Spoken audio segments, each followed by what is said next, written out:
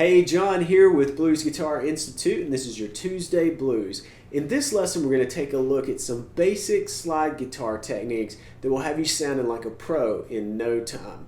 We're going to take a look at the best way to place your slide on the strings and a finger dampening technique that will really clean up your sound.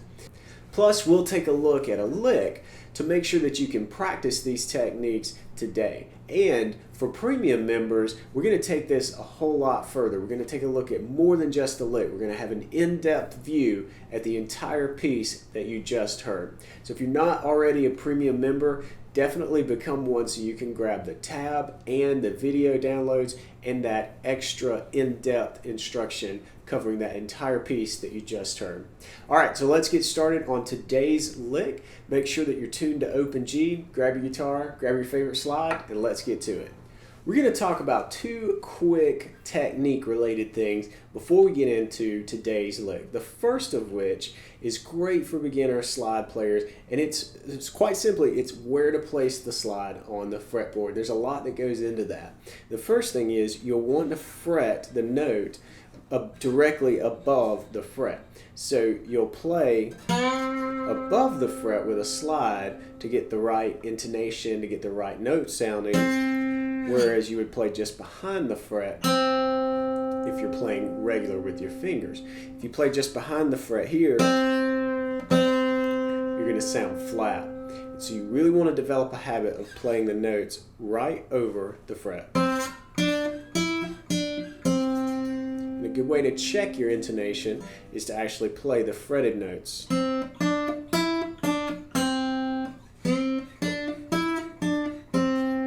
It should sound the same. You should get the same pitch. And that's how you know that you've got a good technique for actually playing the note solidly and in tune. The second thing that I want to talk about when it comes to placing the slide on the strings is make sure that you don't angle your slide. You'll see a lot of players kind of angle in like this.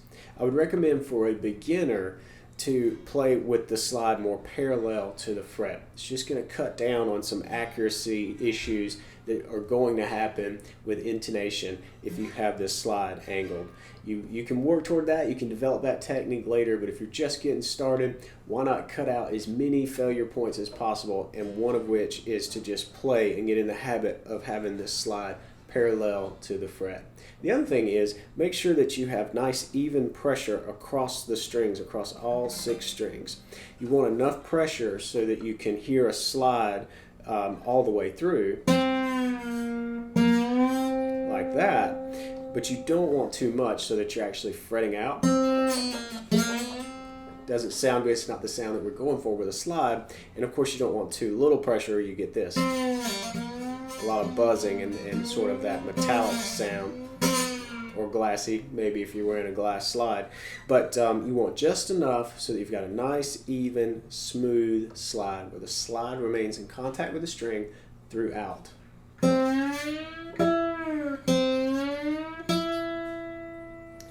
So that's the sound that we're going for. And another tip for you, another technique, is to use some dampening. A lot of players play with the slide on their ring finger or their pinky.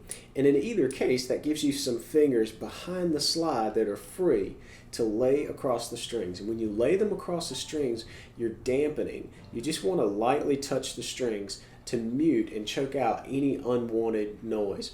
Listen to what happens when I play without, and you'll hear this sizzle and this brassy sound, and then I'll come back and just play the same thing with my fingers laid down to kind of quieten it out.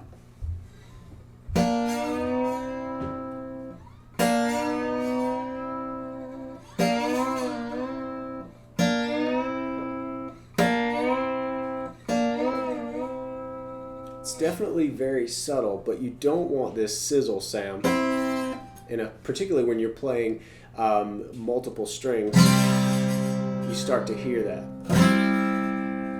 And you can really quieten that down and clean that up by placing your fingers behind the slide to dampen it.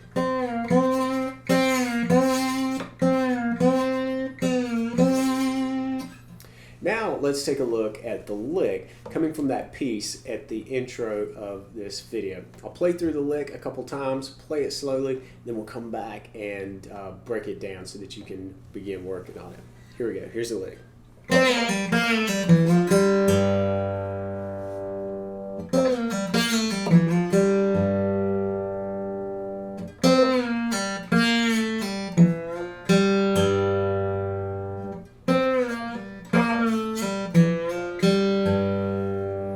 What we're doing in this lick is sliding back from the 5th fret to the 3rd on the 3rd string and then pulling off to the open 3rd string. If we were fretting it, it would sound like this. But we've got the slide on each of those notes. So we're going to start at the 5th fret, slide back down, and then pull off. And what we're doing with that pull off is kind of twisting your wrist and pivoting so that the slide comes off the fretboard with enough attack, really, enough lift so that you can get that nice pull-off sound. So the first little sequence is, then we're going to do a similar sequence but different frets. We're going to go 3, 2, open.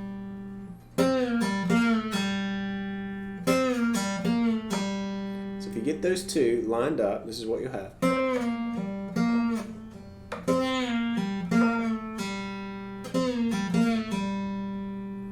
Then we're going to slide up from the 2nd fret on the 4th string to the 3rd fret. And then pick the open 3rd and open 5th.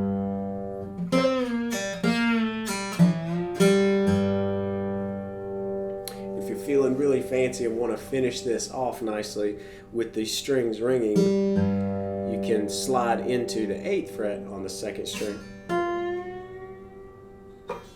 It will really test your ability to play a single string.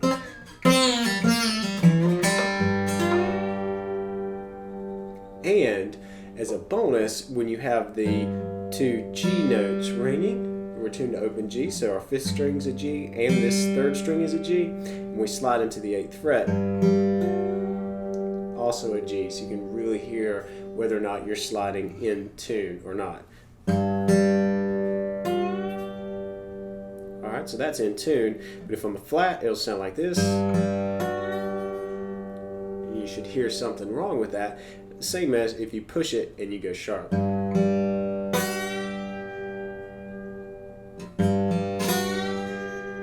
You're aiming for this fret. Alright, so the whole leg.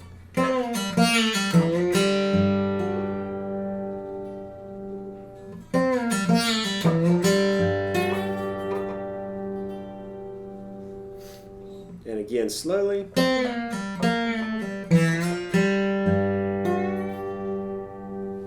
If you're new to slide guitar, I really encourage you to spend some time with this lesson. Really hone those techniques. Spending time on the minute technical details right now will make such a huge difference in your overall playing, and it will help you learn slide guitar faster. Everything that comes after will be easier if you really put in the time and the work into these little technical details. Premium members of Blues Guitar Institute get to take this further. You'll get access to tab downloads, the video download, and of course the video contains note for note in-depth instruction for that piece at the very beginning of this video. If you're a premium member, just check out the lesson on your dashboard. If you're not already a premium member, I invite you to join BGI and become a premium member, and you can do so at bluesguitarinstitute.com/premium. I hope you enjoyed this lesson, but remember, just watching it doesn't do you much good. You really have to put this stuff into practice. So with that, remember to practice hard and play on, and I'll see you in the next lesson.